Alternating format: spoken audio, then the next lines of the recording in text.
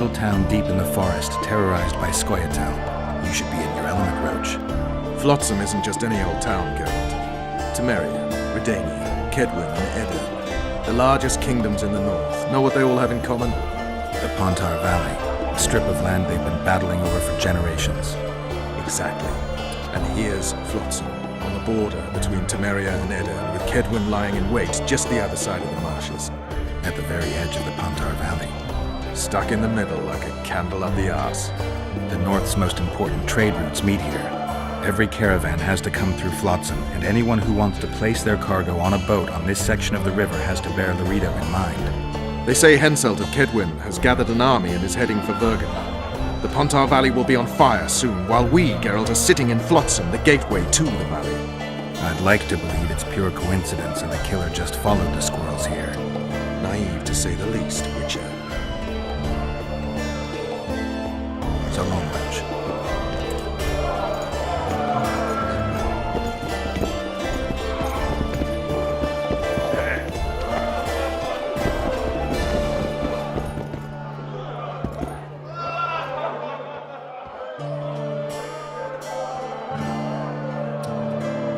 So, Mr. Master Spy, what's new in the world of politics? Bards singing about anything interesting these days? Edirn's in trouble. Henselt and his great army are nearing the Pontar and will ford it and strike any day. Well, we haven't had a war in a long time. Like all little boys, he likes to play with his soldiers. But I don't think Kedwin will have an easy time of it. Edirn's borders are guarded by Saskia the Dragon Slayer. Who's she? Some mercenary? A peasant girl and self-proclaimed commander of something called the Edirnian Voluntary Militia. Fighting women and bards who play politics. These are strange times. I need information. Anything that could help me track down the Kingslayers. I only know gossip. Things folk have been saying since Demavend's death. People are throwing out blame left and right. One day it's the elves, another the Nilfgaardians, then it's Rivians. Let me guess. The suspects also include a Zerrikanian alchemist and a group of halflings. Bold theory, that. But the mob comes up with even better ones. Know what? Frankly, the most worrying effect of these assassinations is the chaos they've unleashed in people's minds. What do you mean? I mean chaos. People don't know what to think, who's good and who's evil. And these are tough times. Who knows what's going to happen? You gave Vernon a full report on Flotsam. Seen anything unusual around here? They've got some amazing women at the brothel. You should take a look. One of them. You know what I mean. A town like any other. It's got a harbor, an inn, and a stinking muddy river. That's what an ordinary man would say. But we poets also look into people's souls, and things are not good. I saw a robbery sanctioned by law. Town watchmen laughing as they confiscated goods, all the while talking about how they'd finally bring order to the town. I saw drunken thugs beat up an elf woman while no one even flinched. I know these things happen everywhere, but here, it's not motivated by hatred or misguided attempts at meting out justice.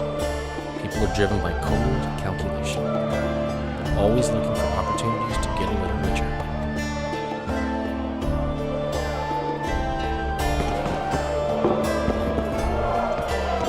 Good to see you, Zoltan. What are you doing so far from home? It's a dog's life, Geralt, I'll tell you that much.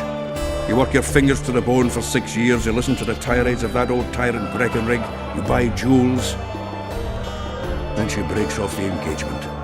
And there I was, learning the gavotte. Fuck it. Out of sight, out of mind. Farewell to Eudora, the forge in Novigrad, and all the world's Breckenrigs. I'm a plain merchant, and I've made my peace with that.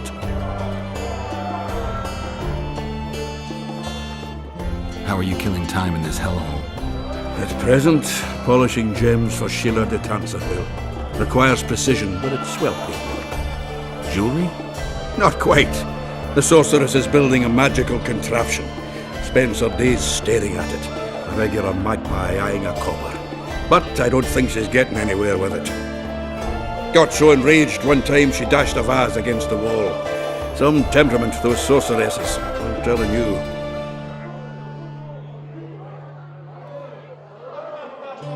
How are those biceps holding up, Zoltan? Hard as a bull's bollocks. Arm wrestling's a dwarven pastime. We ought to try it sometime. I'll arm wrestle you anytime. Now, even. Show me those bulls' bollocks then.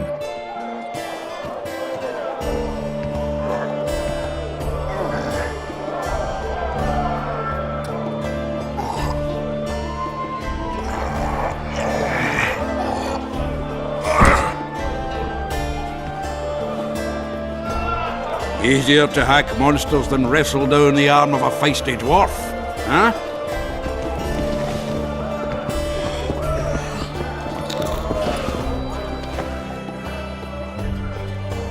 How's it living with Roach's soldiers?